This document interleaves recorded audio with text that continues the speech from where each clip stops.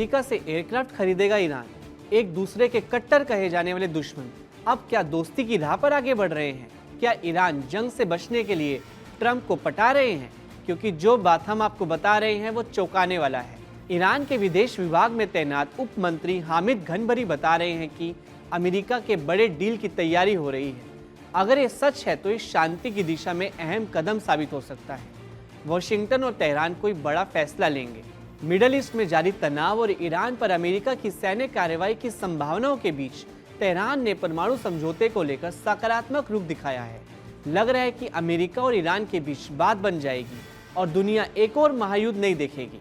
ईरानी राजनयिक ने कहा कि तेहरान अमेरिका के साथ एक ऐसे परमाणु डील की दिशा में बातचीत कर रहा है जो दोनों पक्षों के लिए आर्थिक रूप से लाभकारी होगा। विदेश मंत्रालय के आर्थिक कूटनीति के डिप्टी डायरेक्टर हामिद घनबरी ने कहा कि ये डील लंबे समय तक लागू रहे। इसके लिए जरूरी है कि अमेरिका को उन क्षेत्रों में फायदा हो जिससे उसे ज्यादा लाभ मिले। ईरान के राजनयिक घनबरी के मुताबिक तेल और गैस क्षेत्र, खनन, निवेश और यहाँ तक कि विमान खरीद में साझा हित दोनों देशों की बातचीत में शामिल है।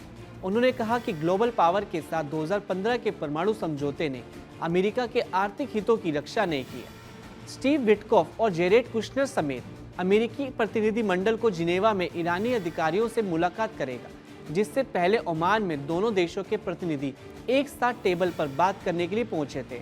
ईरान के उप विदेश मंत्री माजिद तख्त रवांची ने अमेरिका के सामने शर्त रखी है। ईरान अमेरिका के साथ परमाणु समझौते के लिए तैयार हो जाएगा अगर वॉशिंगटन ईरान पर से प्रतिबंध हटाने पर चर्चा के लिए तैयार हो जाए।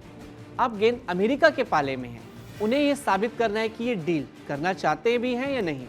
अगर वह इसे लेकर गंभीर हैं तो मुझे यकीन है कि हम समझौते की ओर बढ़ेंगे। ईरान को सिर्फ अमेरिका से खतरा है। अमेरिका ने मिडल ईस्ट में ईरान के करीब 2 युद्धपोत को तैनात कर दिया है।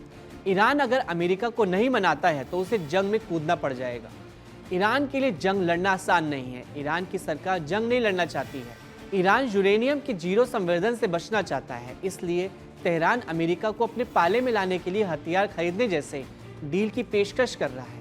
ईरान की कोशिश अपने संवर्धित यूरेनियम को बचाए रखने की है। वहीं अमेरिका चाहता है कि ईरान अपना सभी संवर्धित यूरेनियम खत्म कर ले। मिडल ईस्ट में अमेरिका की सैन्य उपस्थिति जितनी व्यापक होगी, ईरान को इसे रोकने के लिए उतनी ही बड़ी रियायत देनी होगी। अगर कोई रियायत नहीं दी जाती है तो हमले उतने अधिक महत्वाकांक्षी और भीषण हो सकते हैं।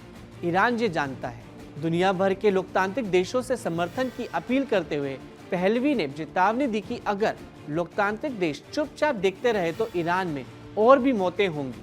हम इस संकट की घड़ी में इकट्ठा हुए हैं और ये पूछने आए हैं कि क्या दुनिया ईरान के लोगों के साथ खड़ी होगी। उन्होंने आगे कहा कि ईरान की सरकार का अस्तित्व हर तानाशाह को एक स्पष्ट संदेश देता है कि लोगों को मार डालो और तुम सत्ता में बने रहोगे। अमेरिका और ईरान के बीच जिनेवा में होने वाली बातचीत से पहले बड़ा खुलासा हुआ है। ईरान के विदेश मंत्रालय के मुताबिक तेहरान अमेरिका से तेल और गैस बेचने और एयरक्राफ्ट खरीदने को लेकर बातचीत कर रहा है। डील अगर सफल होती है तो ईरान अमेरिका से एयरक्राफ्ट खरीदेगा। जब ईरान अमेरिका से हथियार खरीदने को लेकर डील कर रहा है, 1979 के बाद ईरान ने अमेरिका के साथ खरीद बिक्री को लेकर कोई भी प्रत्यक्ष समझौता नहीं किया है।